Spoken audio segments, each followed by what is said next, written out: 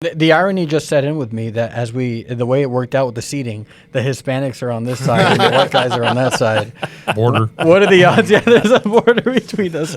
With all of the deportations and the fiery debates that are happening around immigration in the United States of America, we got to talk about this. Today, I'm going to show you a clip from my conversation with three awesome guys that I got to meet and spend some time with. The first is an awesome guy named Jovan Payes. He's been a minister and an elder at the Highland Church of Christ in Bakersfield, California, but he's moving soon to be the dean of students at Faulkner University there in Alabama. He's done study in theology and apologetics at places like Freed-Hardeman University and Biola University. He also does a podcast with another guy that was on the podcast named Tim Munsey. You should check out the Monkey Bread Theology podcast anywhere you can get podcasts. It's fantastic. I also had Brandon Edwards on the podcast, and he is fantastic as well. He is a college minister there with The Ohio State University, works with the Church of Christ of Fishinger Road out there in Columbus. He wears many other hats, has fantastic ministries, and I will link some of those in the description as well. How do we understand the immigration issue in the realm of Christianity? Is there a way to do it? You have to pick a side. Let's talk about it. I did a video a few weeks ago maybe, on whether or not loving thy neighbor, like whether or not that means you have to be like for open borders or something like that. And you probably saw J.D. Vance talk about Ordo Mortis, and the immigration thing is heating up. I mean, I really thought it would be at its hottest when the election happened, but now that deportations are happening and stuff, and it's getting a lot of attention, Christians are having conversations about this. And I see it very interesting because, you're in California. Me being from California, became a Christian out there. I see different perspectives from my California brethren than my Texas brethren. Mm-hmm. And they both have different thoughts, it seems, on what loving your neighbor means in the immigration conversation. I was mentioning right before, just to set the table a little bit, that I come from a family of immigrants as well. My dad was the first member of our family born here, okay. On my dad's side at least. And all my grandparents from Mexico, they recently got their citizenship like a year ago. And so I have I would call it a soft spot. Other people would call it a bias. Mm-hmm. And I don't appreciate it. It is a bias, but I also don't appreciate it.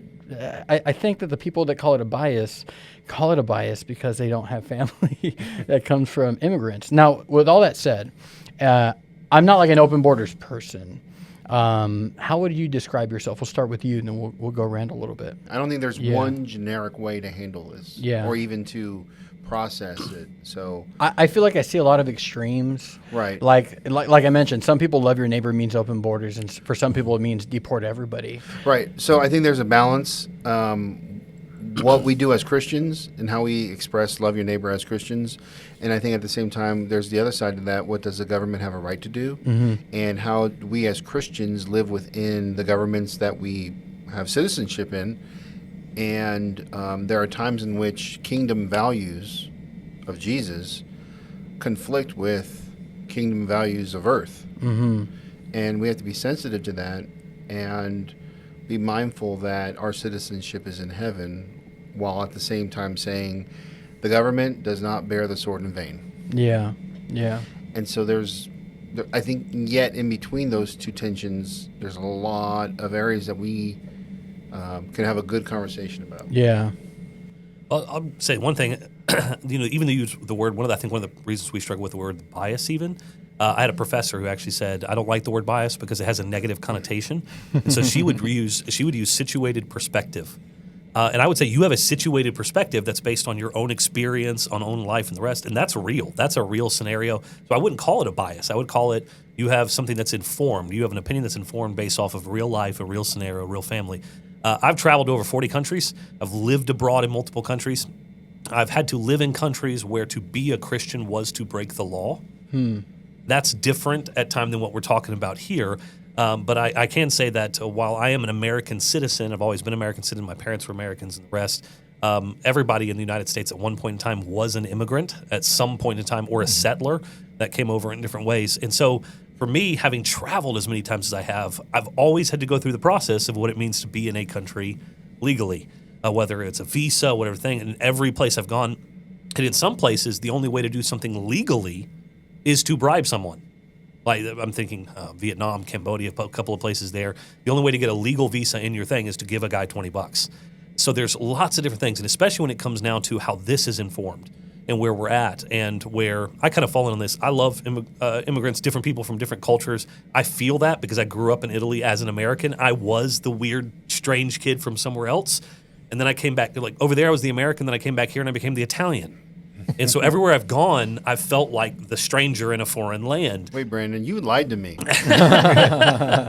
I've always felt kind of odd about it in general, because when it comes to these things, here's where my great frustration is, and what I found from a lot of people. I believe people should have a pathway to citizenship in the United States. We are one of the few countries in the world that allows that. In the world. We are unbelievably unique. And so part of the frustration I have is so many people who decry against the United States are also the biggest open border people. They speak so ill of the nation, but then also they're going, but everybody should be allowed in here. And I go, why are they wanting to come here then? And so there's this, what I would call it's the political disconnect that so many people have. The same people who argue for open borders from a standpoint of, it's how I love my neighbor, are the same ones who decry the very premise of Christian nationalism. But then part of their argument is, well, we should be a Christian nation in the way we react to all people. We're supposed to love our brother and our neighbor. And I go, wait, I thought we weren't doing that. I thought we were not putting our Christian ideals into a political process. And there's this disconnect of communication and how people are talking about it, where I've often said, when you put a name and a face to something, it changes it. And when you say my family, I feel different about that situation than when we're talking generically about immigration policy and a border and those things. And the main thing for me is I don't speak for the United States. I love the idea that if you voted one way, automatically you must accept all things that happens from that point forward. That's an insane connotation that only happens when people disagree with who you voted for. And the balancing act of saying, okay, let's talk about just immigration in this premise of open borders. What does that mean? Well, it means real lives, real people. That's what we're talking about. It's not just a conversation, but it also means if I'm going to apply my Christian faith to this, is my neighbor someone that I don't know, that I have no connection to, and I have no ability to actually do anything personally about it? Am I supposed to feel something about all of those things outside of a general aspect of, do I love people? And the problem is you go from, must I love my neighbor? And I go, I love my neighbor. Then they go, okay, but now you have to do this. Because of this, I now adding this next step. And it's the next step that I go, that's not what we're talking about. There's an arbitrary, I've decided that the correct expression of love or the exclusive expression of love is that you must do this. Do you kind of see some of the co-opting of the love thy neighbor stuff as well?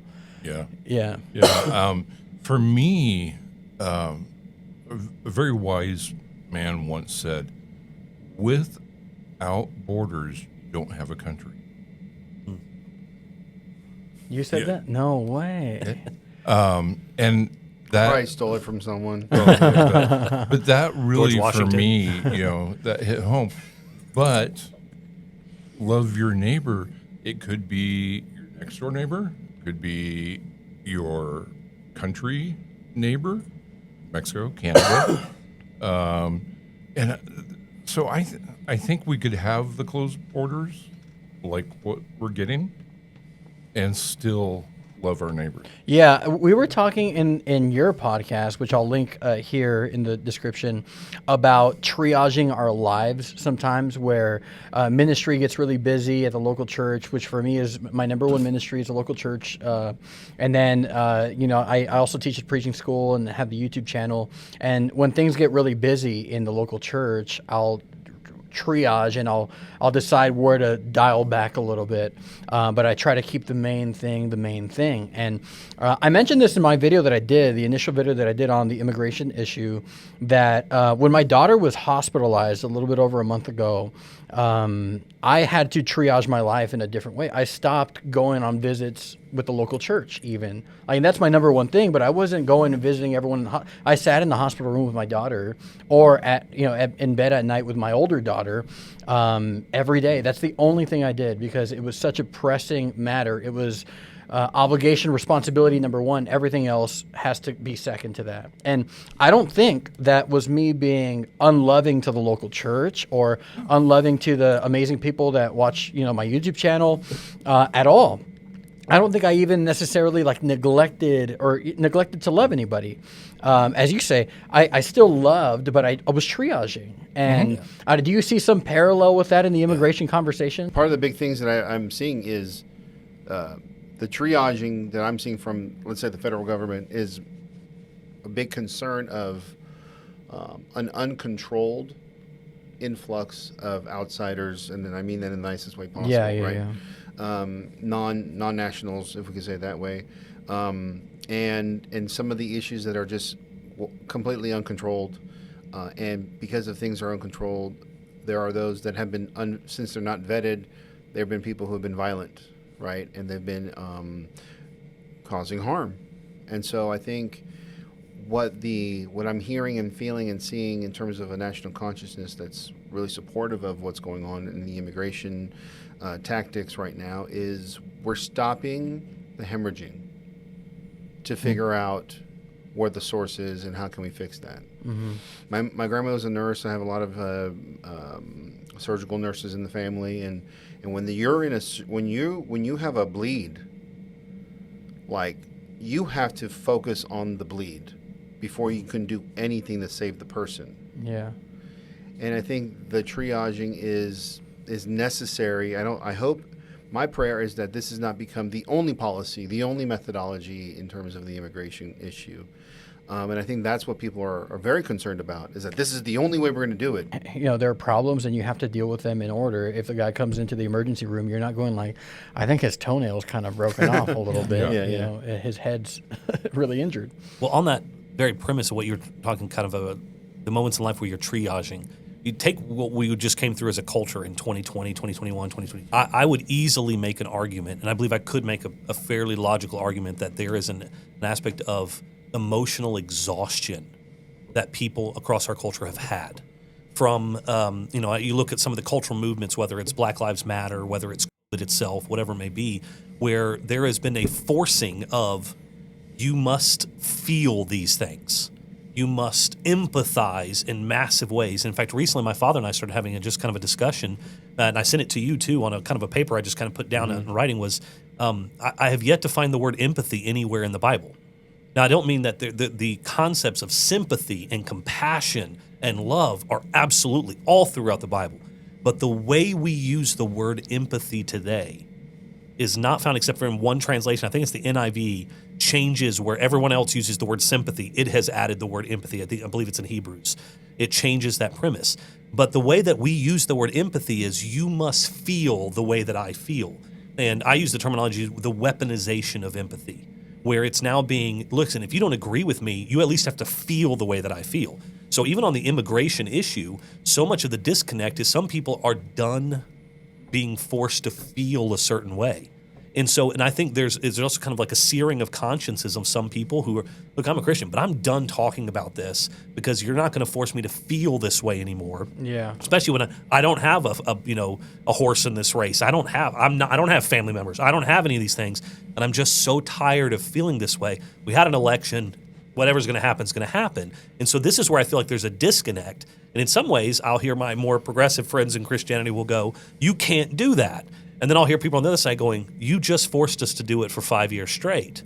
I'm tired. I don't want to deal with this anymore.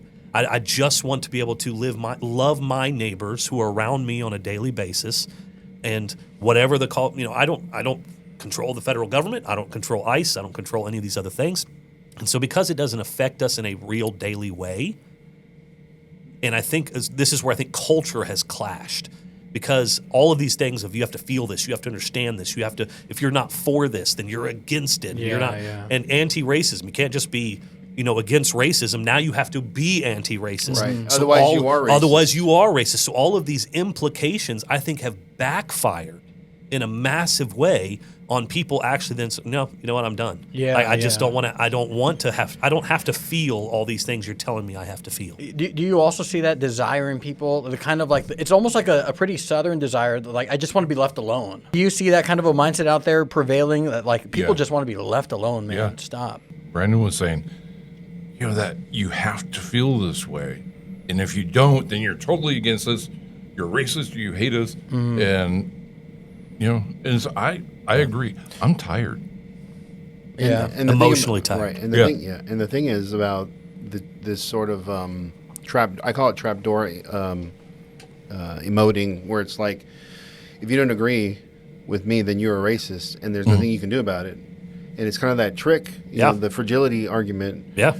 where you are then now put in the defensive position, where, like, for example, me as Latino, if I am not for open borders, and if I'm not for, just making everyone a citizen who comes across, then I'm immediately someone who's rejected my heritage. Yeah. Yeah. Yeah.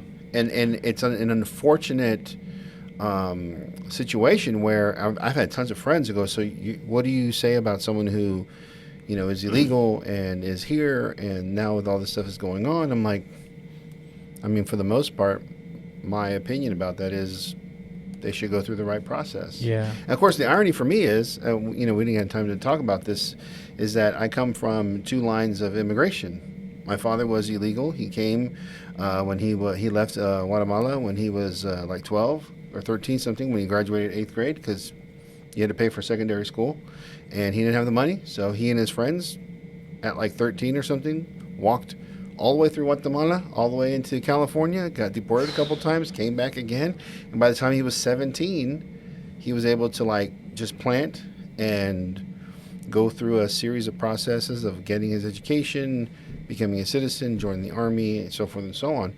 My mom, on the other hand, my grandmother came over on a work visa, and she was a nurse. She worked hard. She brought over her 3 kids and sponsored them, and they became citizens, and so forth and so on. Yeah. And so here I have these 2 branches, and I'm thankful for the process, right? I'm thankful for being here, being born here, but at the same time, just because I have a relationship to my parents doesn't mean that I have to agree with everything they did morally to get me to this point. Yeah. Yeah. And personally for me, there's a guy that I knew growing up in LA that he would tell me stories about crossing over illegally, and he'd be like, yeah, I got blasted and he got shot in the back with rubber bullets, running through the hills trying to get over here. And you'd hear that and go like, man, that on one side it seems kind of brutal, the other side, he is doing it illegally, and he got deported multiple times because he wouldn't stop beating up his girlfriend. And I think that guy's got to go. He's got to go. Right. But then I also know, and I was talking about this right before we started recording, where I have family members and friends who don't even speak Spanish, but they were born over there and brought over here by their parents when they were 2. The idea that they got to go too with that guy is crazy to me. Again, just to lay my cards on the in terms of policy, what I think on the table, I really reject the notion that loving your neighbor means either they all go or they all stay. It's kind of binary crazy. decisions. I Yeah, think the are binary- the problems in these situations. Right. But I don't expect a federal government to stand to that same standard. Yeah, That's the key yeah. thing. And one of the things I mentioned earlier is I don't believe a border is moral or immoral. A border is amoral.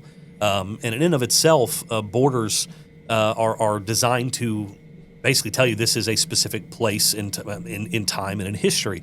Every nation, in essence, or even a city, state, has had its own walls or borders. And so in and of itself, I might say somebody comes across a border illegally, and I could say that's a criminal act based off of a specific code. It doesn't make them a bad person. Right. Does that make sense? It does. There's a lot. I mean, I joke about this all the time. It's look, drive 95 miles down the road real quick in Henderson, Tennessee. You're going to get pulled over pretty quick because everything here is 25 or 30 miles an hour. Ridiculous. But you've broken the law and the rest, and you may have been dangerous and the rest, but it doesn't inherently make you a bad person. Yeah. The problem is that because it's become such a political divide, that now we have people, especially people of faith, who are attaching spiritual language Yeah. to laws that are not inherently immoral or moral. Yeah, and to put names and faces to it, like my grandparents, when my grandmother was pregnant with my father, walked over here through the beach on the West Coast and crossed the border and came and started their lives here. And they've lived here much longer than they came over from Mexico when they were 17. And, now they're in their 70s. And so, now they're citizens and all that. But the idea that, like, they're bad people, evil lawbreakers is just crazy. Even when they did that, they weren't doing it in this devious kind of like we love to do evil. And I think the issue here is we have flattened the definition or the moral implications of violating a law on this issue. So we flatten it. What do you mean? What do you mean flattened it? Where, for example, back in the day when jaywalking was a thing, crossing the street without going across the crosswalk, you can get a ticket. You're violating the law. Okay, no one would have argued That you didn't break the law. that you didn't break the law, but no one would have argued you're a criminal.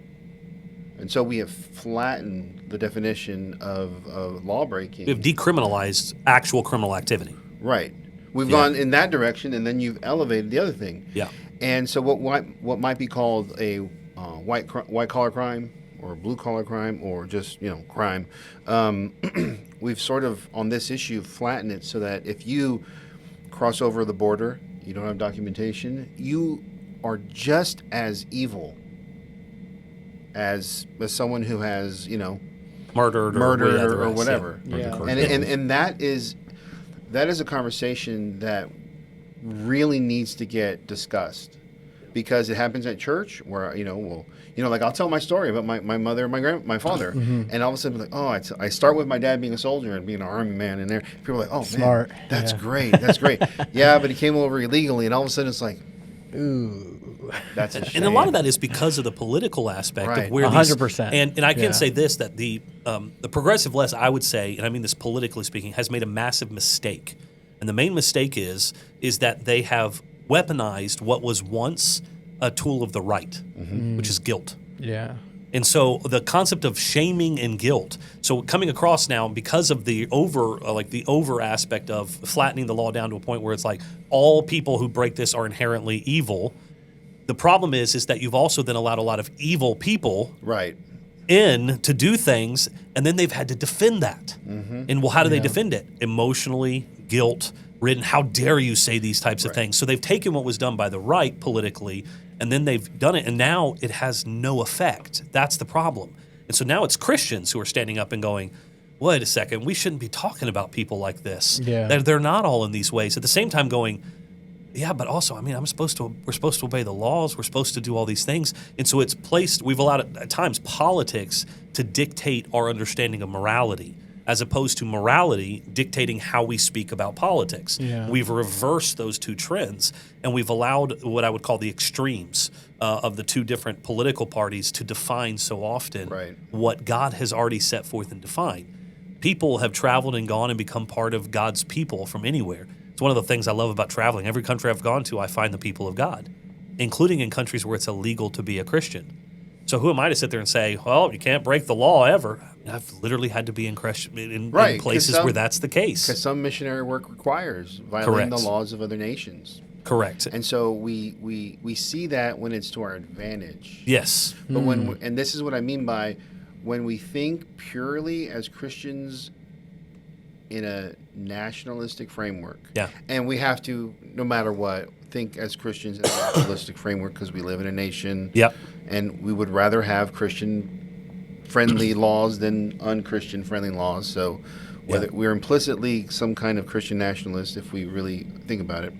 But what ends up happening is we tolerate that somewhere else, but we can't have it here because of our own particular political squabbles and arguments. And as a result of that, we see people as violators rather than people. Yep. And this again raises up the issue: how does a Christian pilgrim? This is how I approach this. How does a Christian pilgrim address people who are struggling in the world and suffering in the world?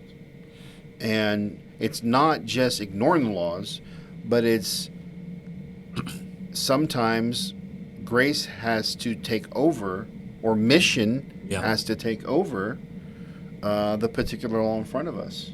Like Augustine, who had particular views that on City of God, the city of God. You have the city of God versus the city of earth, the issue is, and he raises up an issue that Martin Luther King brings up. For example, let's throw this back to social justice for a second. Martin Luther King in a debate he quotes Augustine, and he says, an unjust law is no law at all. Jim Crow law, legal. Yeah. Whites have water fountains. Blacks have other ones. They can't drink from the whites. They can't eat at restaurants or sit at the table, so forth and so on. Those were legal laws. But they were not moral. But they're not moral. The issue here is by looking at certain situations. Like, yes, I think it was bad form for parents, for example, to bring kids over. Yeah. Who weren't born here, who they put their kid in a dilemma. Yeah. Forever. Yeah. Right? Just like in my family, I saw stories of people coming over, marrying people under the guise of I love you, but they're really doing it to get papered, right? Yeah. Like they're lying and deceiving and they're doing all these things, and one day it's going to come up. So my point is, the thing that we need to be mindful of as Christians is people are souls that we need to be care for regardless of the law. So like, say, for example, I mean, it's odd for me to say this, but put me in Jim Crow era and say someone needs to go, a black person needs to go to a hospital and the closest one is a white one. Theoretically, if someone had the brass to actually care for this person, take them to a hospital no matter where it is, right? That would have been breaking the law. Yeah. And some people would have been really upset. Again, I have major concerns about like the left and like the sexual agendas and all that stuff. And I know that a lot of other people do, and it's for that reason that I think because of our concern with that and our great desire to handle it sometimes almost exclusively in the political realm, that we tend to say, you know what, my team no matter what. We have to. This is the only way we can stop this stuff. The way we're going to choose to stop it, my team. And so when they might have thought differently about like things like the immigration issue, for example, and maybe just even slightly moderated a little bit and thought about it more through a Christian lens, I think sometimes that noise gets drowned out by we have to stop the LG plus agenda. We have to stop that stuff. And in order to do that, if we got to send back this kid that got brought over and who was 2, so be it.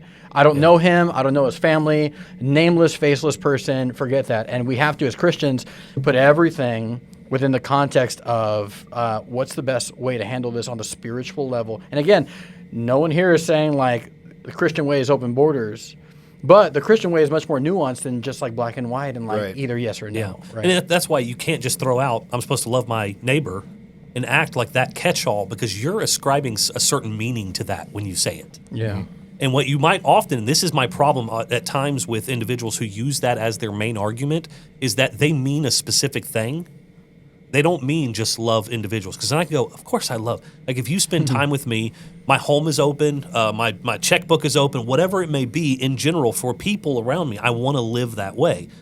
But I can't deal with things that I do not have control over. What you're often asking me to do in those scenarios, and this is where I see this so often from a lot of my more progressive friends, is they'll say, when I say that, it means you have to do what I think you should do in this scenario.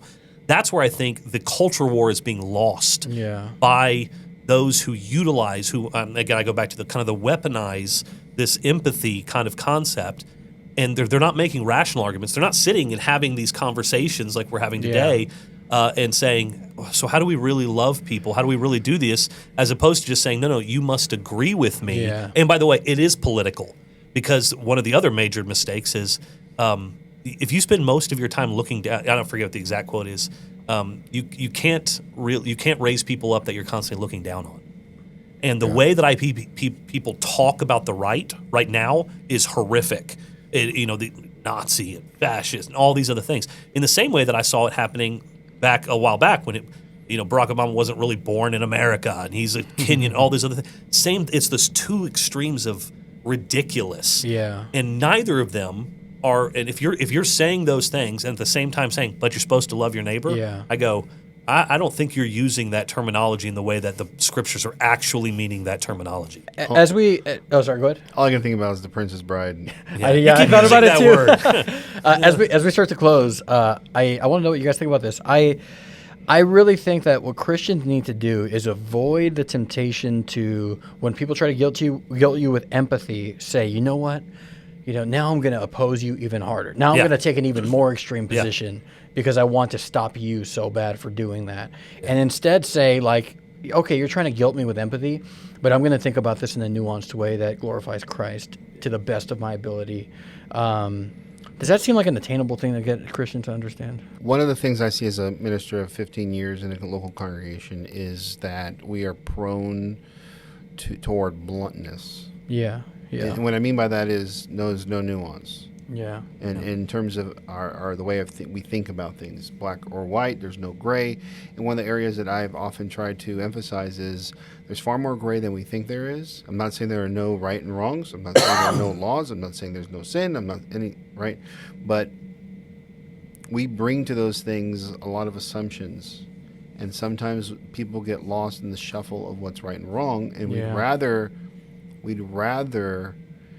be right and control people to fit our definition of right, Yeah. rather than be comfortable with there is a right and there's kind of shades of that because people are growing, people are learning, and just let them slowly see the evidence of that, and see the complexity of a topic. And so when it comes to things like race, things like relationships and how we interact with laws, do I think there are times to like hide people? Yeah, absolutely. During Nazi Germany, 1940s, great example. Anne Frank and all them, I wish they had survived. 2005's China. Right, 2005 China, right? So there are times, yes, we're going to hide people, but that definition or that approach is not a flat answer. Yeah. It's not a universal answer, It's right? not a universal answer. And that is my particular problem, going back to love your neighbor. Well, I'm glad Jesus gave me like latitude as to how to apply that with the answer, the one who showed mercy. Yeah. The irony just set in with me that the way it worked out with the seating, the Hispanics are on this side and the white guys are on that side. Border. What are the odds? Yeah, there's a border between us.